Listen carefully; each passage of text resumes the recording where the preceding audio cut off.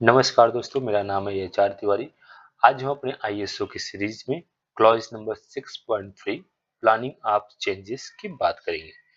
चलिए दोस्तों शुरू करते हैं। इसका क्लॉज नंबर 6.3 जो है वो कहता है, अगर आपको एफएसएमएस में कुछ चेंजेस करने की नीड है या रिक्वायरमेंट लगती है तो आपको कंसर्न पर्सन को या कंसर्न डिपार्टमेंट को एक सिस्टमैटिक वे में कम्युनिकेट करना होगा। मान लीजिए जो आपका एफएसटीएल है या फूड सेफ्टी टीम लीडर जो है आपका, उसने रिजाइन कर दिया किसी भी कारण से और आप एक नए एफएसटीएल को अपॉइंट करना चाहते हैं, हायर करना चाहते हैं या किसी को प्रमोट करना चाहते हैं, तो इसको आप एक सिस्टमैटिक वे में उसको इन्फॉर्म करेंगे। लाइक उसको आप अपॉइंटमेंट लेटर देंगे और जो आपकी सिग्नेटरी बॉडी या जो अथॉराइज पर्सन है, जो टॉप मैनेजमेंट है, उसको आप इसके रिगार्डिंग कम्युनिकेट करेंगे, क्योंकि देखिए वो साइन तो आपको उनके ही कराने पड़ेंगे उस पर्सन को उस पोस्ट के लिए अपॉइंट करने के लिए। और जो भी कंसर्न डिपार्टमेंट है उनको आपको इस चीज के लिए कम्युनिकेट करना होगा।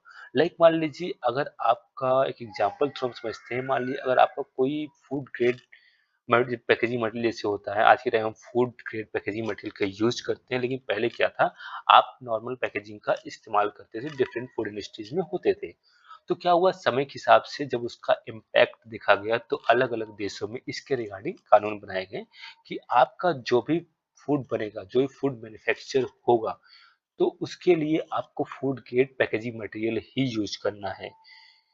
तो उसके लिए आपको क्या होगा कि कुछ प्लानिंग करनी पड़ेगी कि आप जो चेंजेस करेंगे, क्योंकि देखिए पहले आप नॉर्मल पैकेजिंग का यूज करते थे, अभी आप फूड ग्रेड पैकेजिंग मटेरियल का यूज कर रहे हैं, तो उसके लिए आपको कुछ प्लानिंग करनी पड़ेगी। हो सकता है कुछ नए इक्विपमेंट की रिक्वायरमेंट हो, कुछ नई मशीनरी का रिक्वायरमेंट हो, तो उसके लिए आपको प्लानिंग करनी है। और अगर कोई भी मान लीजिए चेंजेस आप करते हैं किसी अपनी ऑर्गेनाइजेशन में, तो उसका आपका जो प्लानिंग है वो आपको प्रॉपर्ली होनी चाहिए, और साथ साथ जो पर्पज है आपके चेंज का वो भी आपको पता होना चाहिए कि आप किस कारण से कुछ चेंजेस अगर करें तो क्यों करना है, और उसका इम्पैक्ट आपके ऑर्गेनाइजेशन पे क्या पड़ेगा, या फिर उसके लिए क्या क्या रिक्वायरमेंट है, क्या नई मशीनरी की रिक्वायरमेंट है या फिर किसी नए ट्रेंड पर्सन की रिक्वायरमेंट है। ये चीजें आपको पता होनी चाहिए ताकि आप कुछ जो चेंजेस आपका हुआ है उसको आपको प्रॉपर वे में उसको आप इम्प्लीमेंट कर सकते हैं अपने ऑर्गेनाइजेशन में।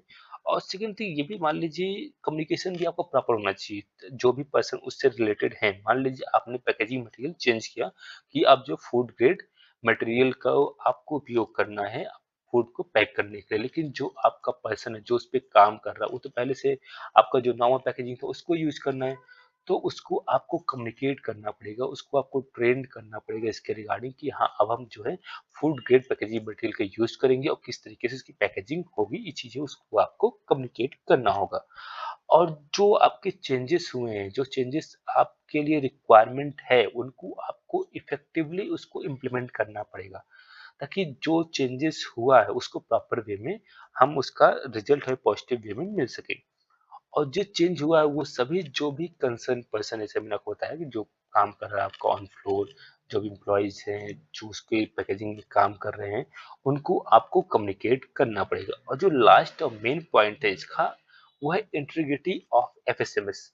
ठीक है, ये जो है इसका आपको ध्यान रखना है। अगर आप कुछ भी प्लानिंग करते हैं चेंज करने के लिए अपने ऑर्गेनाइजेशन में, फूड से रिलेटेड या एफएसएमएस के लेके, अगर आप कुछ भी चेंजेस करते हैं फूड सेफ्टी को लेके या कुछ भी नए रूल्स या रेगुलेशंस ले आते हैं, तो उसको आपको ध्यान रखना है आपकी जो इंटीग्रिटी है एफएसएमएस की वो बनी रहे, उस पर कोई नेगेटिव इम्पैक्ट नहीं पड़ना चाहिए। तो दोस्तों ये था आपका क्लॉज नंबर 6.3। उम्मीद करता हूँ ये वीडियो आपको पसंद आया होगा। पसंद आया हो तो लाइक और सब्सक्राइब कीजिए और अपने दोस्तों के साथ शेयर कीजिए। Thank you so much.